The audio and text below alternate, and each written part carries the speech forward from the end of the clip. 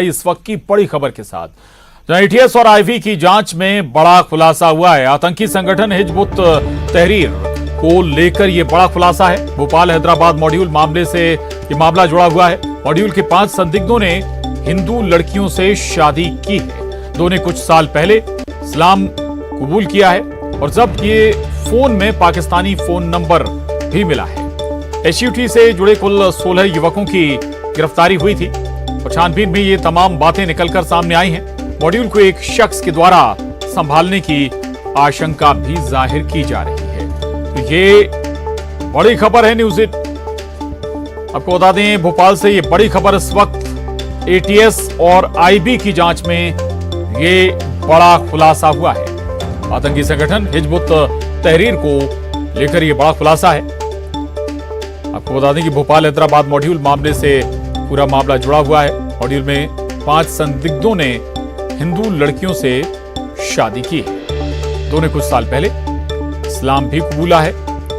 तो जैसे जैसे जांच आगे बढ़ेगी हो सकता है कि कुछ और तार धीरे धीरे निकलकर सामने आए। इतना ही नहीं, जो फोन जब्त किए गए उसमें पाकिस्तानी फोन नंबर भी मिला है। न्यूज़ 18 संवाददाता शैलेंद्र सिंह चौहान हमारे साथ जुड़े हैं भोपाल से। शैलेंद्र, ये जब छापेमारी हुई थी तभी माना जा रहा था कि कोई बड़ा नेटवर्क हो सकता है और धीरे धीरे तार खुल रहे हैं।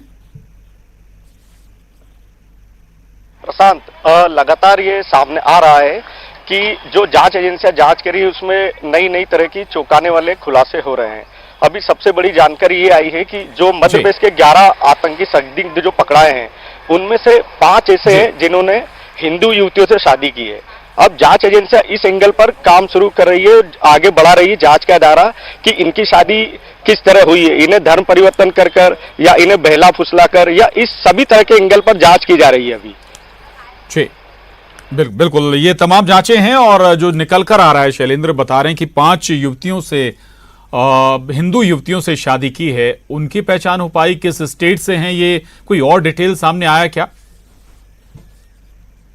अभी कुछ नहीं, जांच एजेंसी अभी सारी बातें सामने ला नहीं रही है, लेकिन अब उन युवतियों से भी बात करने की और जांच में उन्हें शामिल किया जाएगा और उनसे भी बात की जाएगी कि उनसे किस तरह शादी की गई है और इसके बाद सारे खुलासे आगे हो पाएंगे कि इसकी वजह क्या थी और ये क्या लव जिहाद का कनेक्शन तो नहीं था।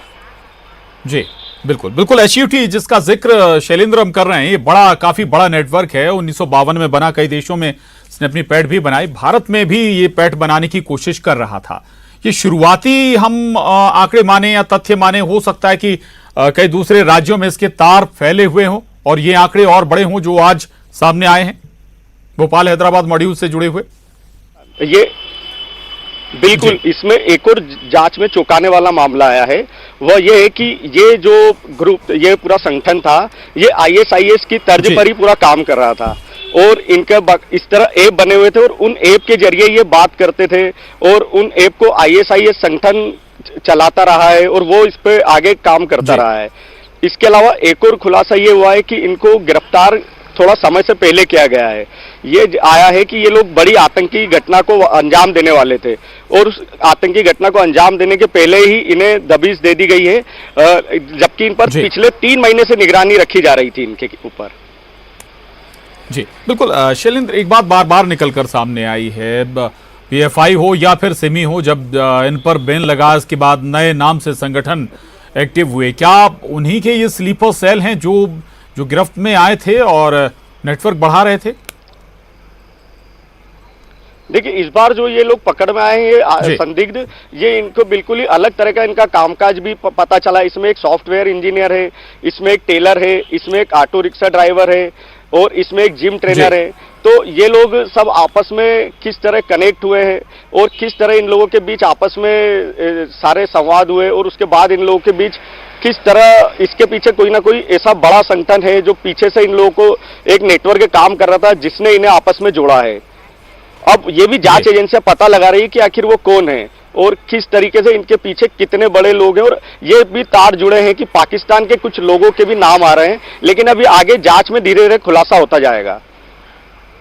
बिल्कुल, ये वाकई में जांच का विषय रहेगा शैलेंद्र की कैसे ये लोग जुड़ते चले गए, अलग अलग क्षेत्रों से ये लोग आते हैं और अगर ये तस्वीर साफ होती है, एनआईए स्वाभाविक है जांच कर ही रही है, राज्य की एजेंसियों से मिलकर, तब पूरे मॉड्यूल को क्रैक करने में या फिर उनकी जड़ों तक पहुंचने में मदद होगी शैलेंद्र?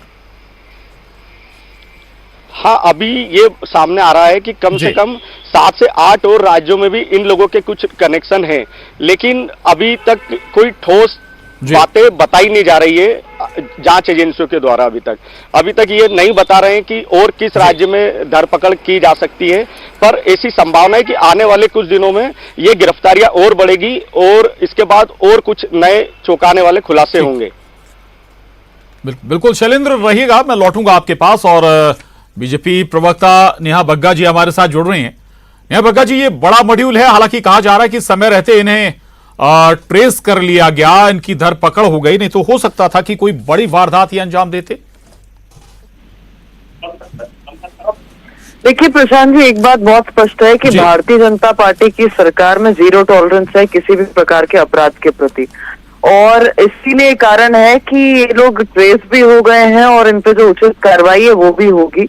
और लंबे समय से जो प्रदेश के मुखिया शिवराज जी ने हमेशा से कदम उठाए, चाहे धर्म स्वतंत्रता विधेयक को लाकर लव जिहाद को जो है जड़ से कुचलने के लिए, उसका भी एक एंगल निकल कर आया। आप हम सब लगातार देख रहे हैं जो समाचार पत्रों से और इधर उधर से पता चल रहा है एजेंसीज के माध्यम से। तो एक बात बहुत स्पष्ट है कि ये जो लोग हैं, ये जो आतंकी हैं, इनको किसी भी कीमत पे बख्शा नहीं जाएगा। और जो ये हिंदू बेटियों को एक्सप्लॉइट करने का काम करते हैं, उस पर कार्रवाई जो है कड़ी होगी।